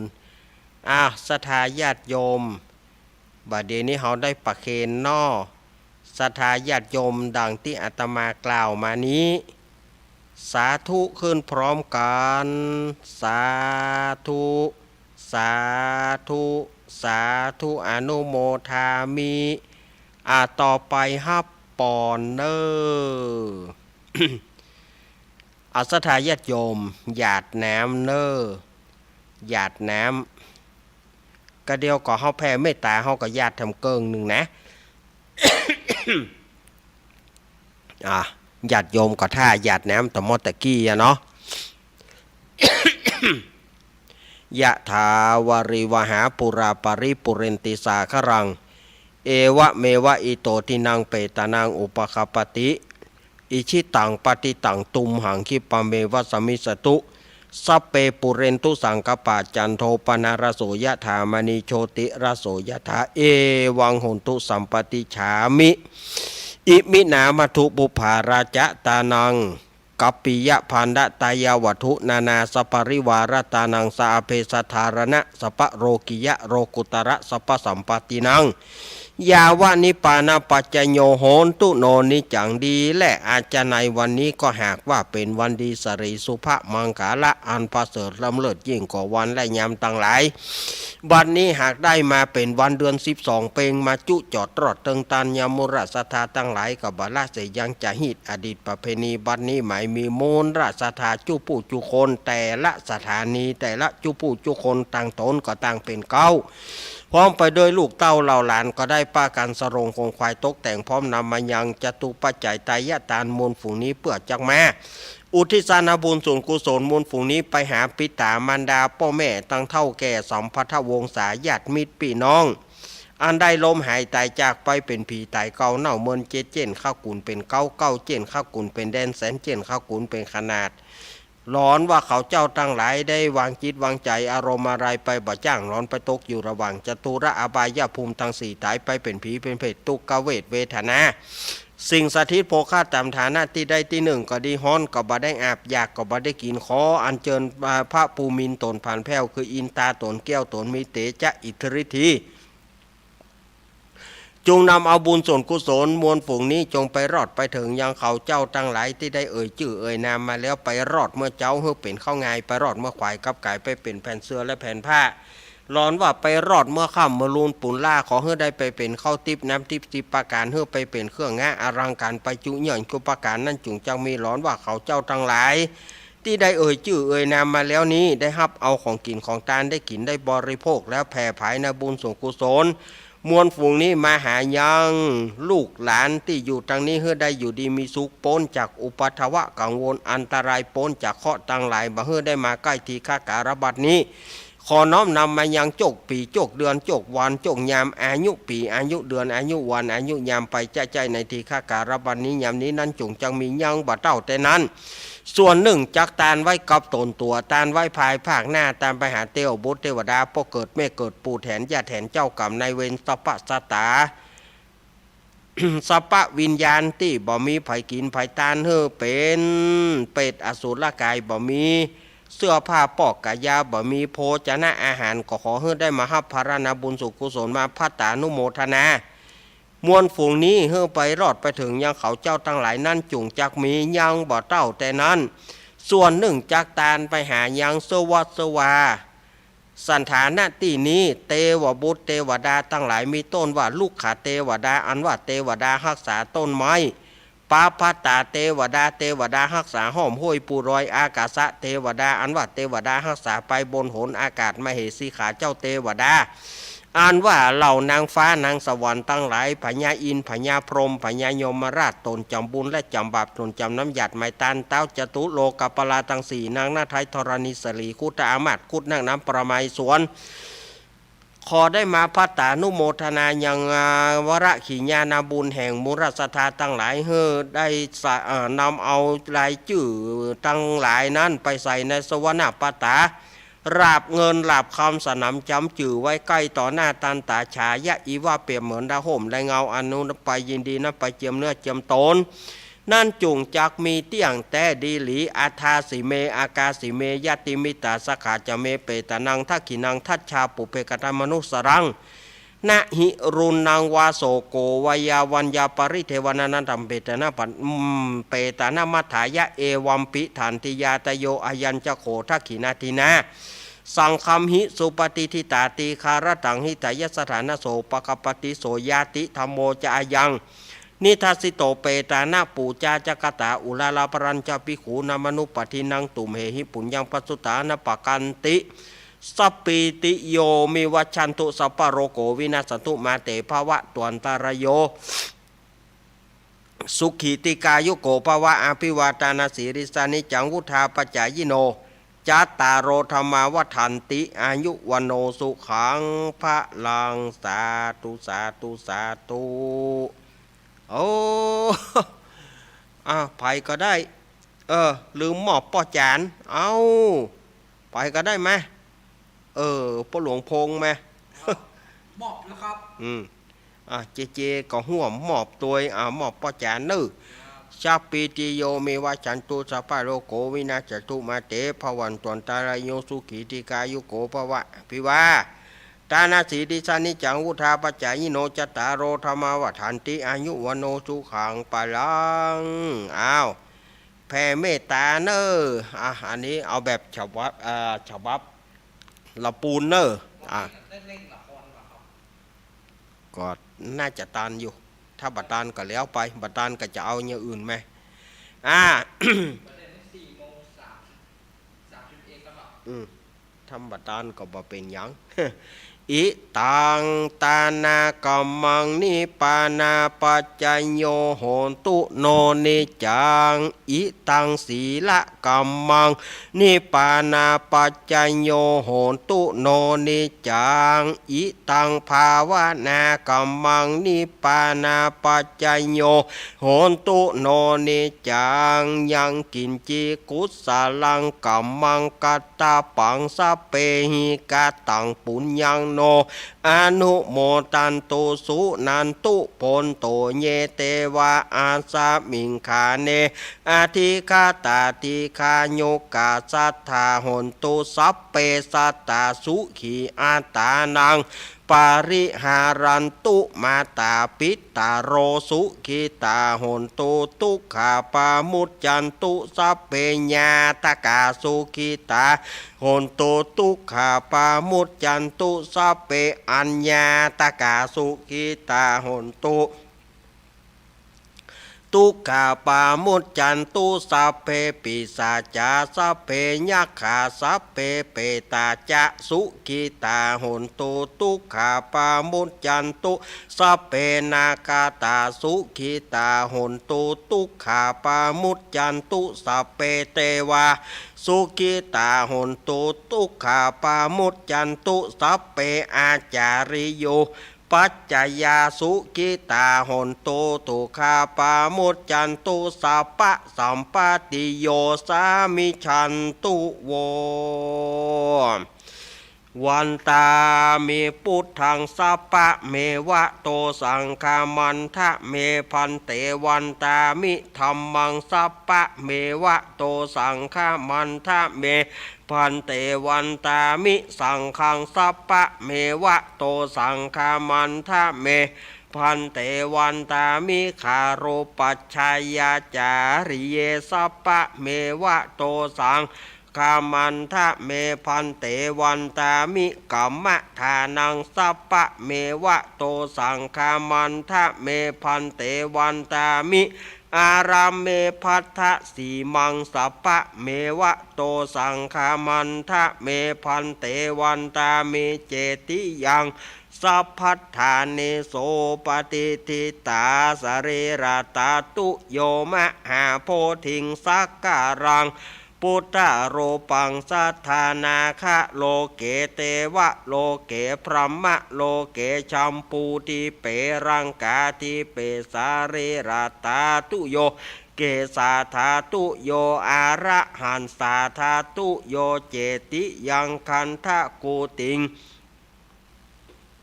จตุราสีติสาหัสเสธรรมกันเตสะเปสัมบาทาเจติยันจะหังวันตามิสัปปะโสกราบกราบกราบอ้าวหันหน้ามาตังท่านอาจารย์ท่านพระครูอภิวัฒนวิกรมเนอวันนี้เปิ่นมาเป็นประธานกราบกราบกราบ สาตุวันตามิพันเตสาปังอาปาราทังคามันทะเมพันเตมยากาตังปุญญังสามินาอานุโมติตาปังสามินากาตังปุญญังไมหังตาตาปังสาตุสาธุอนุโมทามิจัตตารโอธรรมวัฏันติอายุวันโนสุขังพะลังสาธุสาธุสาธุอ้าวศรัทธาญาติโยมต่อไปกับลาพระเนอะลาพระสงฆ์ลาพระสงฆ์หันทธานิมะยังพันเตกัจฉามะพาหุกิจจามะยังพาหุการณิยายัสธานิตุมเหกรังมัญญทะขอศรัทธาตั้งหลายจุงสำคัญในกาละติกวนเตอสาธุพันเตสาธุพันเตสาธุพันเตเอาเรียบร้อยโรงเรียนไทยเอาโชเฟอร์มาเอาสังฆทานวัดไผ่วัดมันวัดไผ่วัดมันวัดไผ่วัดมันที่เหลือนี่อาตมาเขาก็อนุญาต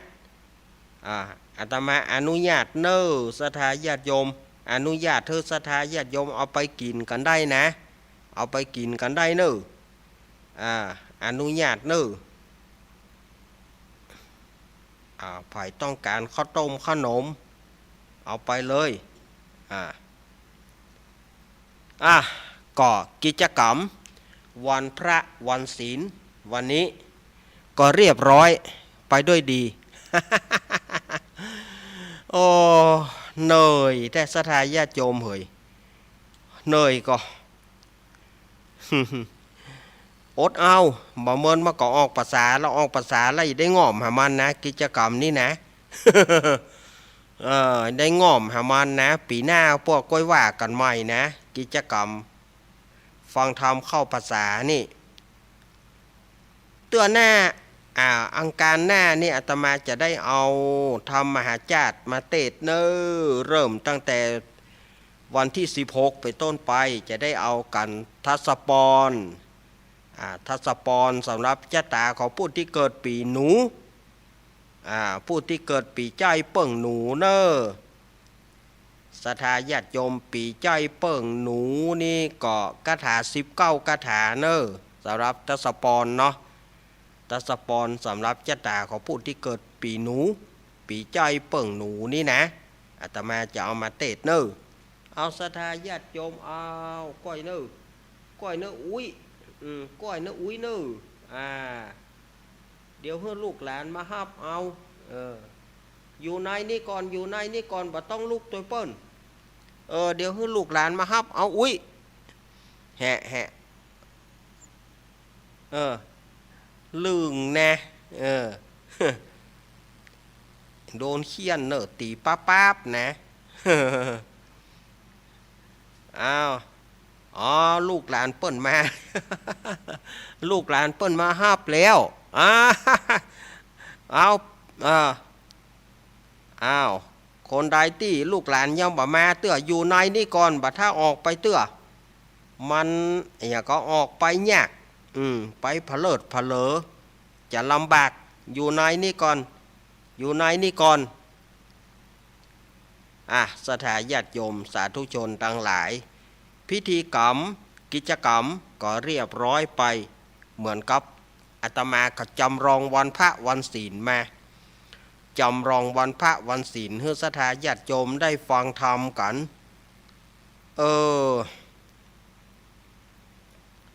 ก็เมินไหน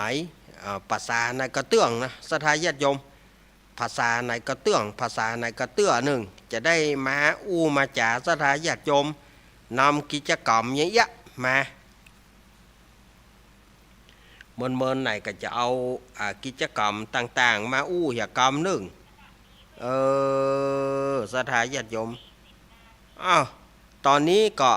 40 นาทีเอาอาตมาจะเล่นละครดีกว่าเนาะสถาญาติโยมเหยเล่นละครนี่มันอาตมาเองก็บอกให้มีความรู้ตะใดต้องลุงไอ้เนาะลุงไอ้เนาะสวัสดีคุณผู้ฟังครับผมขอ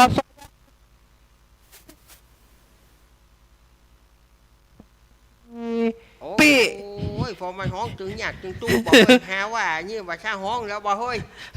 สวัสดีพี่ไอโวคนรูปหล่อนะครับ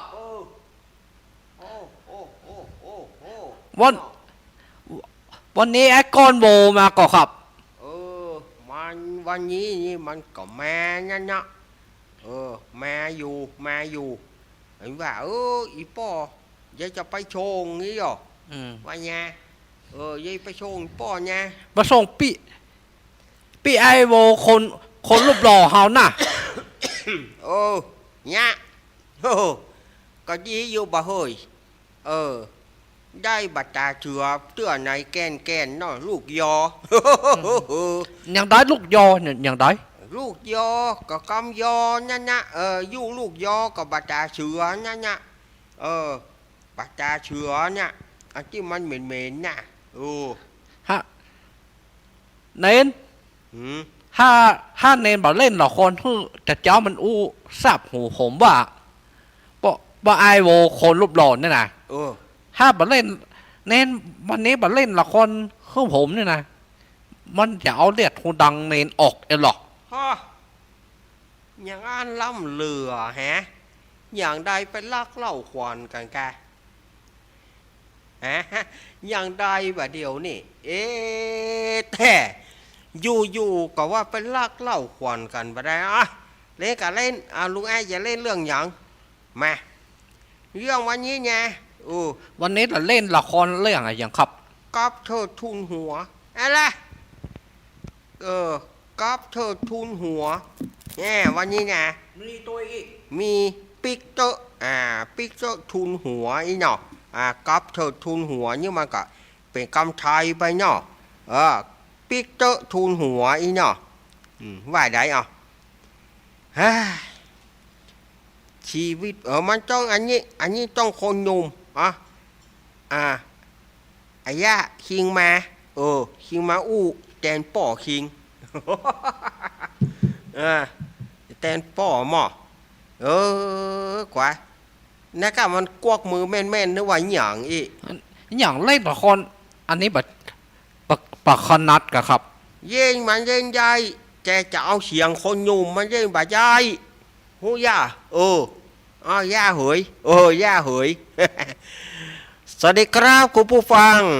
มาแล้วเนอะนายกรทองคนรูปรอมาเอ็มแล้ว ครับสวัสดีไอกรโบนะครับสวัสดีอากรโบคนรูปหล่อนะครับเฮาศรัทธาญาติโยมคนผู้ฟังเหยเหื่อแตกเหื่อแตนนะวันนี้ไปใส่ปุ๋ยบะลำยอยแม่ฝนก็บะตกไปใส่ปุ๋ยบะลำยอยมาฮ้อนเจ้าป่อเจ้าแม่ปุ๋ยนิดหน่อยหรอครับ ว่าใส่ไปกับน้ำเขาโจกไปก่อน เพื่อฝนตกก็ล่างว่ามันก็ได้กินไปตัวแถมใส่ปุ๋ยมัน ซอดปุ๋ยเล่าว่า อืม มันเหมือนหน่อยอย่างไร น้ำมันจะเหลือน้ำไปไหนก็อวยไอ้ใส่น้ำเรียบร้อย อ๋อซอดน้ำประตูเอง ใส่น้ำประตูเพราะว่าช่วงนี้ฝนบะตกเนาะก็เลยใส่น้ำโอ้อีป่อก็ว่าล่าเฮ้ยไปส่งอีป่อกำนั่นนะโทรไปแม่นๆเอาเนี่ยใดโทร มันดังอย่างระคับอากาศ โทรศัพท์ลิงไงก็โทรมากำเนออันมาฮับอีป่อกำขจายอีป่อจะไปหำละ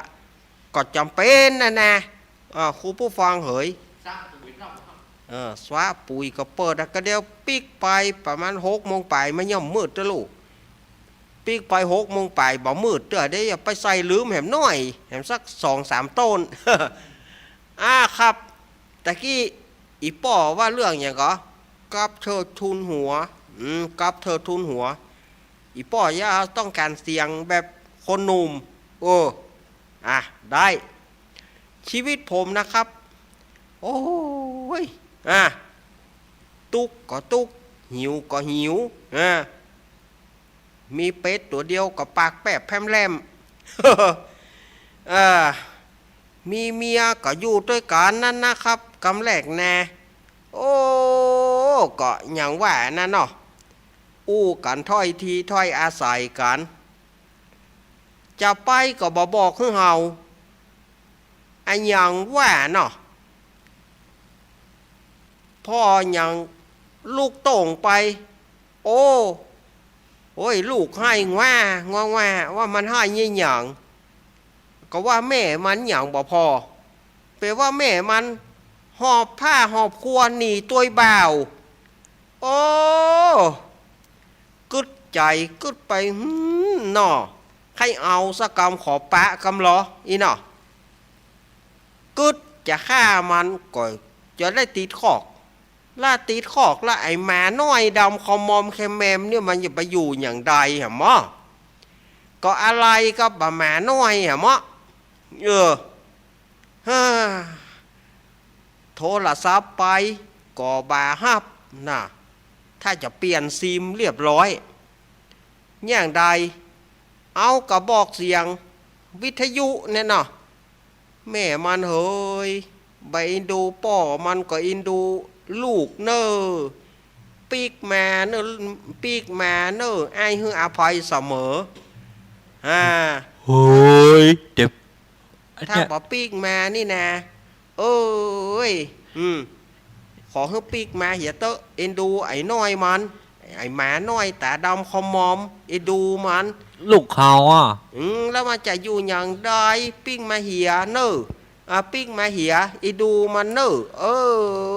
อีดูมันเจ้าปะปีกถ้าปีกมาก็ได้บะปีกกะตามเรื่องเนอ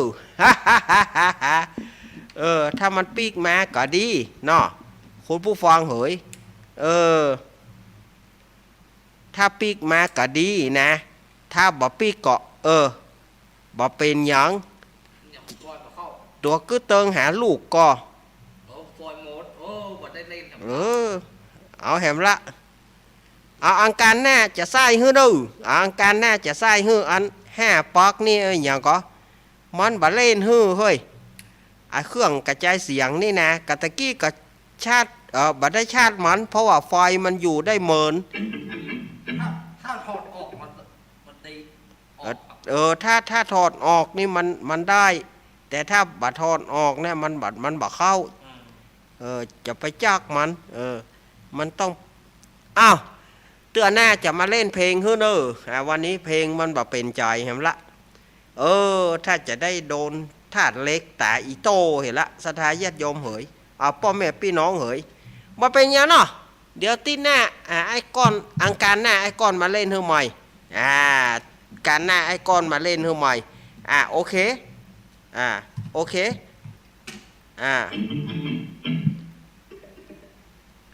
โอเคเตือนหน้ามาเล่นฮื้อใหม่เนาะวันนี้มันบัดตาแต่มันขายหน้าขายตานะ5 ปอกนี่นะ กระเดียวเนอะกระเดียวเนอะ พ่อบอกควายไปติ๊กๆนะบาเล่นนะเนาะวันนี้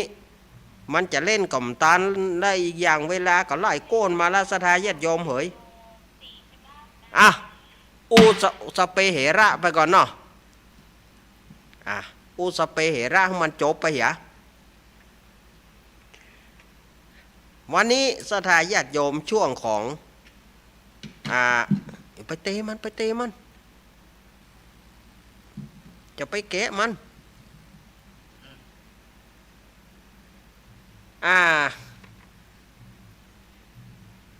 ปีนี้นะสถาญาติโยมปีนี้ปนวันน่ะคือน้ำ3 ตัวเนาะปีนี้แต่ฝนตั้งอื่นดีนะแต่ฝนตั้งเฮานี่บ่มีบ่ค่อยมีฝนตั้งอื่นตกแต่เนอะปีนี้พี่ไอ้คน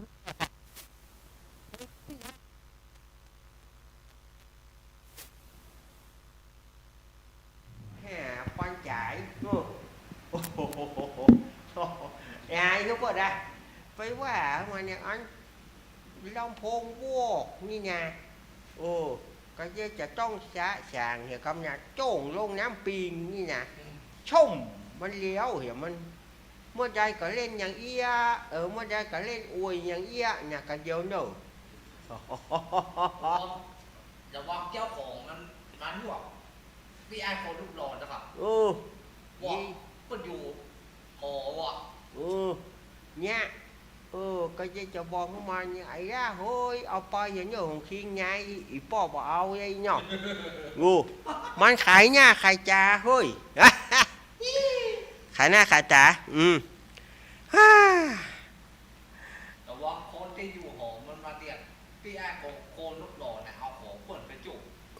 เนี่ยก็มันเป็นถ้ามันเป็นของยุงไงบะหมี่เยี่ยว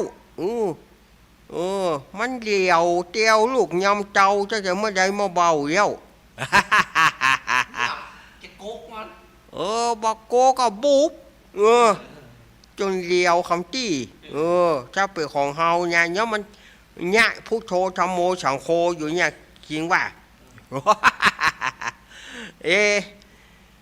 แล้วก็กลางภาษาลุงไอ้ถามผู้สันทัดกรณีเนาะกลางภาษาข้ามกิศีลข้ามแหมชีวันพระชีวันศีลเดี๋ยวจะจบแล้วแล้วก็จางนั้นไปแถมจางนั้นก็วันที่8เป็นต้นไปเป็นวันเดือนแฮมค่ำเนี่ยเดือนแฮมค่ำนี่เปิ้นก็ถือว่าเป็นหยังเปิ้นก็ถือว่าเป็นฤดูกาลแห่งการทอดกฐินเริ่มละแฮมค่ำไปจนถึงเดือนยี่เปงนั่นนะอันนี้เปิ้นก็หมายถึงช่วงของกฐินฉะนั้นภายจัดการกฐินที่ไหนภายเนี่ยบัดได้จองก็ไปจองเหียวัดหนึ่งจะได้รับได้ครั้งเดียว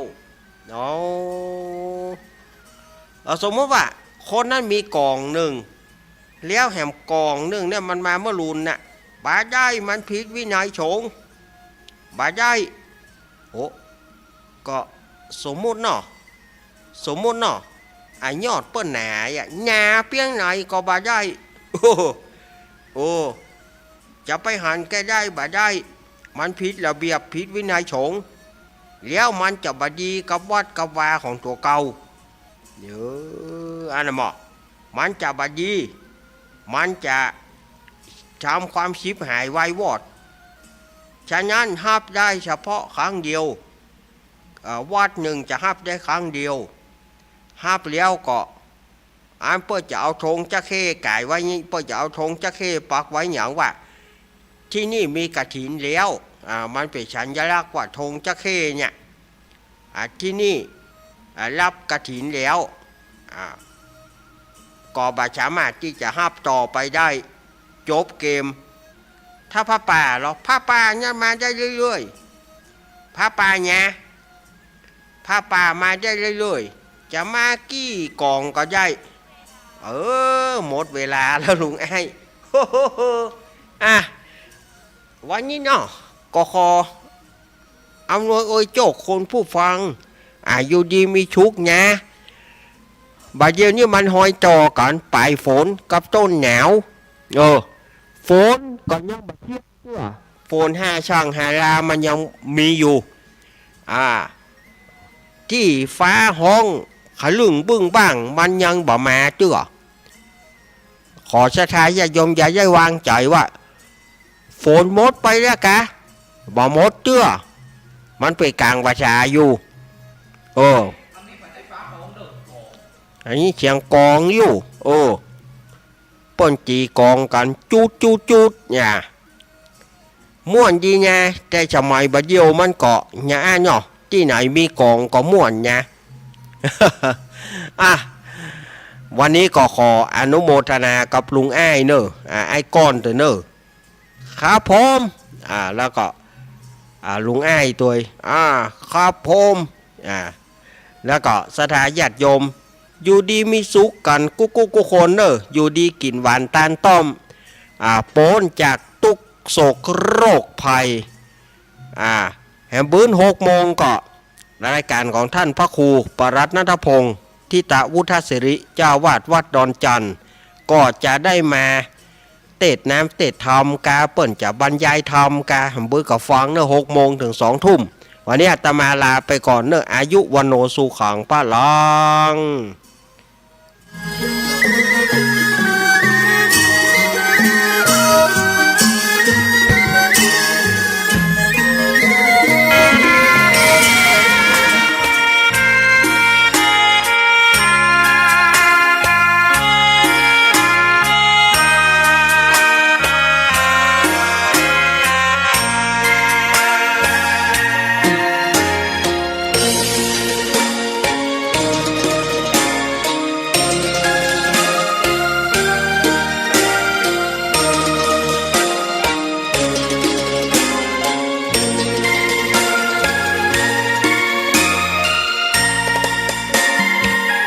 ดอกบัวดอกหนึ่ง